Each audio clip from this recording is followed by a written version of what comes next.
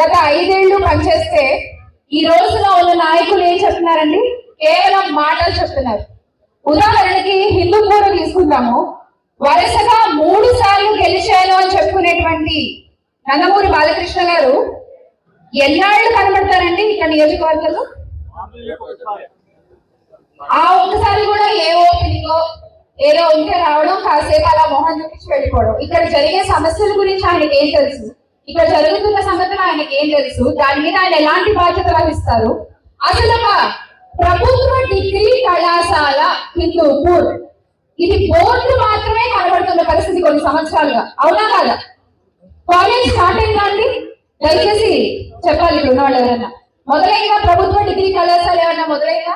కేవలం ఈ యొక్క బోర్డు మాత్రం కనబడుతోందంటే. మరి 3 సార్లు వరుసగా ఎమ్మెల్యేగా గెలిచారు. 3 15 సంవత్సరాలు ఒక కాలేజీని మొదలెట్టలేకపోయిన ఒక ఎమ్మెల్యేగా ఆయన ఉండే అంట, లేకపోతే గత ఎన్నికల్లో చాలా గొప్పగా చెప్పుకుంటున్నారు, ఇన్ని స్థానాలు వచ్చాయి అన్ని స్థానాలు వచ్చాయని. నిజంగా వాళ్ళు గెలిచిన గెలుపు ఎలాంటి గెలుపో హిందూపూర్ నియోజకవర్గంలో ప్రజలందరికీ తెలియజేసిందండి. ఒక్క బూతులు ఒక్క ఓటు కానీ నేను ఎరిగామంటే ఎప్పుడైనా ఇది దీన్ని బట్టి అర్థమవుతుంది వాళ్ళు గెలిచిన గెలుపు ఎలాంటి గెలుపు. మీ నియోజకవర్గమే ప్రూవ్ చేసింది వాళ్ళు గెలిచిన గెలుపు ఇది అని రాష్ట్ర ప్రజలందరికీ కూడా. దాన్ని దృష్టిలో పెట్టుకుని ఇది ప్రజలు ఇచ్చిన తీర్పు కాదు, ఈవీఎంల వల్ల గెలిచిన గెలుపు అని ప్రజలందరికీ కూడా మళ్ళీ మనం గుర్తు చేయాల్సిన పరిస్థితి. అలాగే ఇంకొక ప్రముఖ నాయకుడు ఉన్నారు, ఈయన ఎక్కడైనా కనబడితే కొంచెం చెప్పరా లేదు నాకు.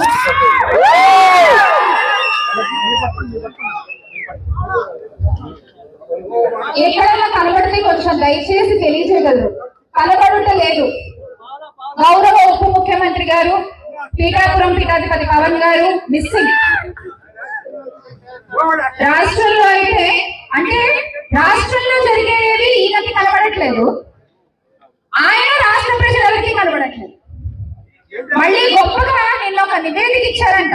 రాష్ట్రంలో మొత్తం ఈ సంవత్సరాల్లో వాళ్ళు చేసిన మంచి కార్యక్రమాలన్నీ నివేదికలు ఇచ్చి సమీక్షలు చేసుకున్నారట.